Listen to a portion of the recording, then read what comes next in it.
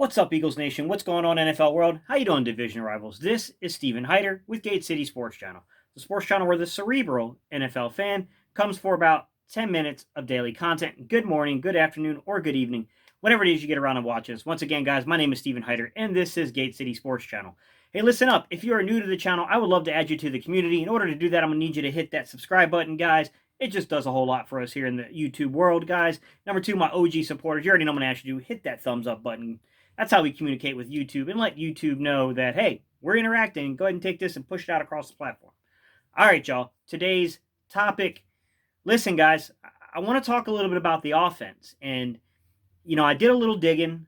I've done a little research. And, I think we're at a crossroads, a pivotal moment for the offense. One of the things I learned that I wouldn't have been aware of without looking this up, I wouldn't have, known. I would have had a hunch we would have done well. But I wouldn't have known that where we ranked, to be honest. Number one, the quarterback who took the most snaps in the 2019 season was none other than Carson Wentz. We were up very high in terms of time of possession. We need to talk about why these things occurred. To some extent, they're positives. To some extent, we can say they're negatives. That has a lot to do with limitation in personnel. What are we going to do to fix this? How are we going to fix this limitation in personnel? Because right now, guys, there's a lot we have to sift through here, guys. We have contracts of Alshon Jeffrey we've got to discuss. We have the uncertain future of a guy like Zach Ertz, a guy that I know, guys, it's hard to imagine wearing any uniform besides the Philadelphia Eagles uniform. But this isn't about emotion, guys. This is about using what I know about football and what I know about contracts to predict what could be a future possibility here. And I don't think we can sleep on the fact that Zach Ertz may not be here in the next year or two. So it's a difficult discussion, guys. We're going to talk about offensive frequency. So we're going to talk about utilization of things like 11-man, 12-man, 13-man personnel, two-back sets like 20, 21, 22-man personnel. And you know what?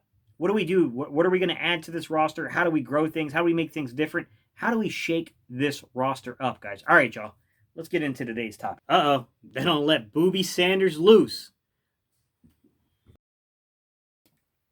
I think the first thing that pops into my mind when I think about the, 2019 season was Carson Wentz played a lot of snaps, guys. To be quite frank, he played 1,169 snaps, which was an average of 73.1 a game, and he was the league leader in snaps from the quarterback position. Past Carson Wentz, at number 2, you had Jameis Winston. Number 3, you had Tom Brady. Number 4, you had Russell Wilson. And then number 5, you had, Dak Prescott. Dak Prescott being 5, just the way these offenses shook out, guys. I mean, on one hand, I guess you could hand it to the offensive line, that the offensive line had to have done its job to an extent for the offense to have this many snaps, to play a ball-controlled time of possession type offense, which we were number 2 in the NFL last year. So when Baltimore was number 1 in time of possession, Philly was number 2, New Orleans was number 3, New England was number 4, and San Francisco was number 5. But this is what I'll say about all this stuff about total snaps and about time of possession. I think it's a little overrated, guys. I mean, I think it's a good thing to have in your arsenal. I think that if we know we need to drive the field and eat the clock up, I'm pretty comfortable Carson Wentz can do that. I think he illustrated the ability to do this, to do that exact thing, guys. I think Carson Wentz, we know, is fully capable of doing that now.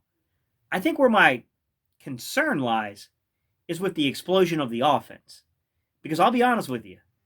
You look at things like time of possession, Kansas City was 19th in the league. They didn't care about how long they were holding the ball because they were putting up points.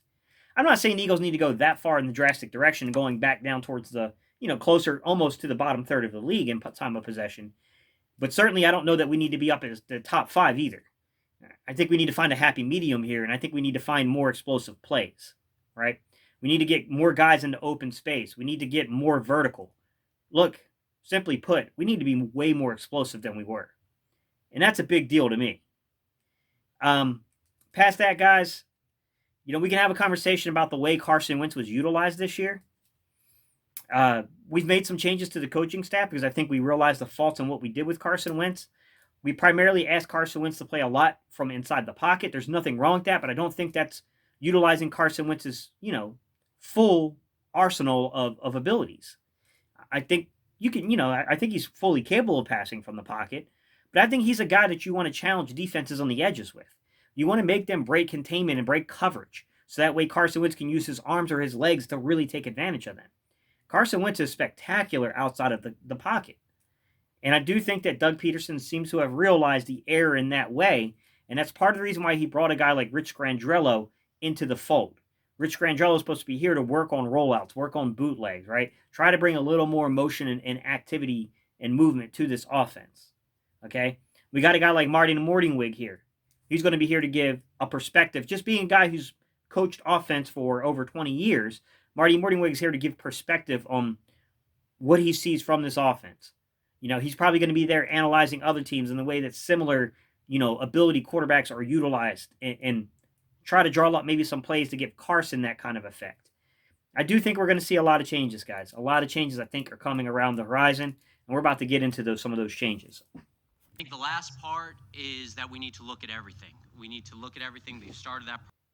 Ladies and gentlemen, if you head over to Sharps Football's offensive frequency charts, what you will notice is how much this Eagles offense changed throughout the course of the year. So I'll just give you an example. In week 1, we primarily played 56% of all of our snaps out of 11-man personnel. 3 wide receivers, 1 tight end, 1 running back, right?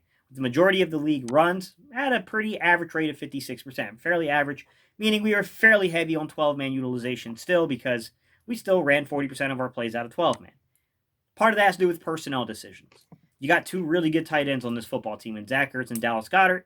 You're going to go 12-man from time to time. By week 9, we saw a changing of the guard. I didn't use week 8, guys. I know that would have been a good, clean number. The reason I didn't use week 8 is because we were in a pretty bad weather football game. I think it would have skewed this, the frequency a little bit here. So I went with the next week with the game against Chicago. So in week 9, we were basically coming out of the 11-man formation, 46% of snaps. Okay.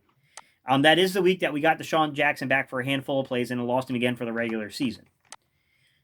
We were 53%, though, at this point in 12-man. So you could clearly see by this point in the season, the change had occurred. We were definitely starting to evolve ourselves into a much more methodical, move down the field type offense. We were mixing in a little 2-back set. You were seeing a lot of 21-man that would pop up. I wouldn't say a lot, but we were using 21-man a handful of plays. 21-man guys is just 2 receivers, 2 running backs, and a tight end on the field.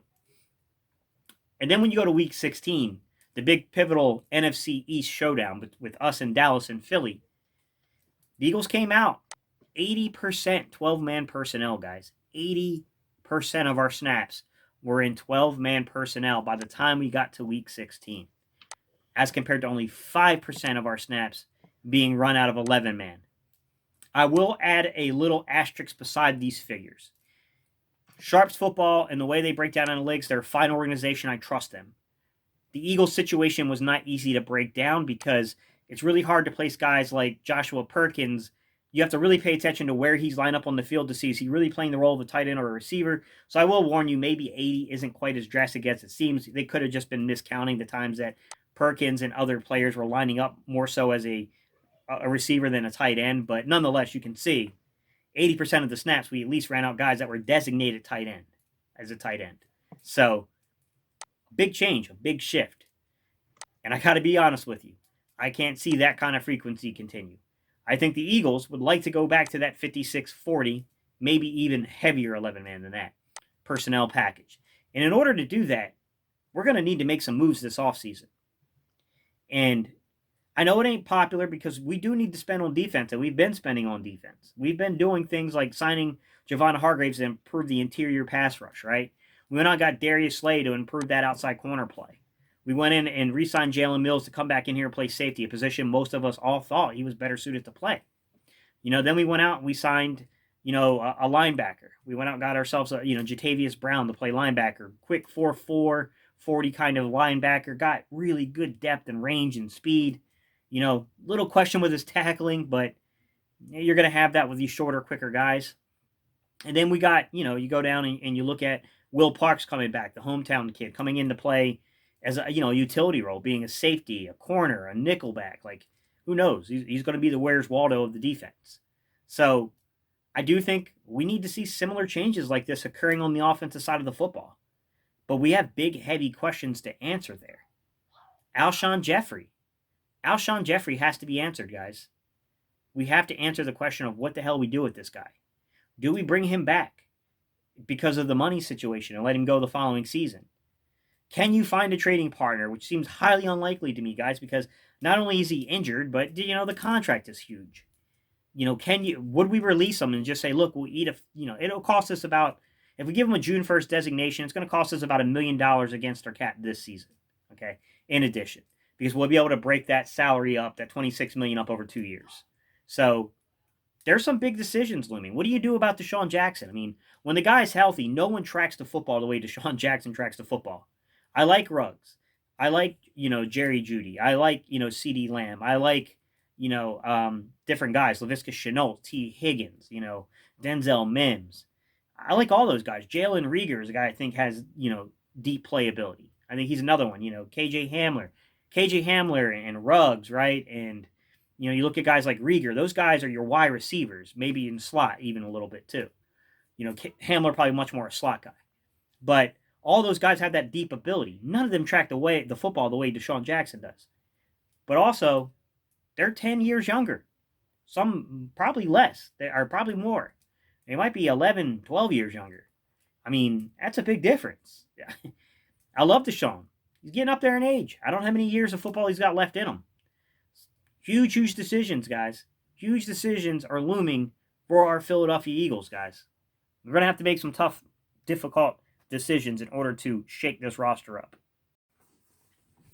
All right, guys. Thank you all for tuning in. I appreciate y'all choosing to spend some time with me today. If you guys get a chance, go over to my boy Philly Fresh. Wish him a happy birthday. It's his birthday today, guys. Tuesday, March 24th. Wish him a happy birthday, guys.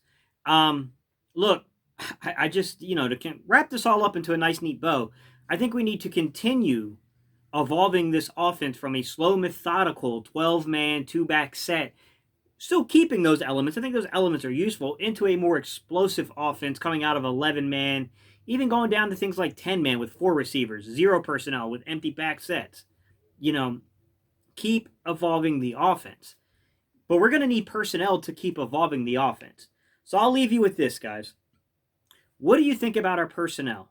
What do you think about the personnel packages we use? So personnel being the players on the team, personnel package being the actual offensive formations we use, like 11-man, 12-man, 13-man, 20, 21, 22-man, 10, 0-man personnel packages.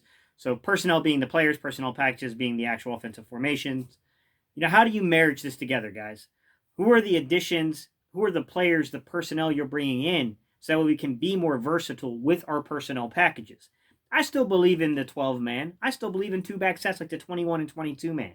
With that said, I think we got to find a way to be able to utilize a little more 11-man, being able to maybe go 10-man even here and there, even go, empty back set, 0 personnel. We got to find some ways. So let me know what you think about that. Who are the players you're envisioning? Where do you think the Eagles can go there? I mean, we got 1,000,001 coaches, so we better find a way of making it work. So you get what I'm saying here, guys. All right, y'all. It's time to get out of here. You know what time it is. EAGLES. All right, y'all. Go Eagles. Hey, if you're a new subscriber, please don't hesitate to leave me comments down below. I promise you that I will answer them. I really do appreciate you guys subscribing to the channel. So if you're a new subscriber, don't hesitate, guys. Leave me some feedback.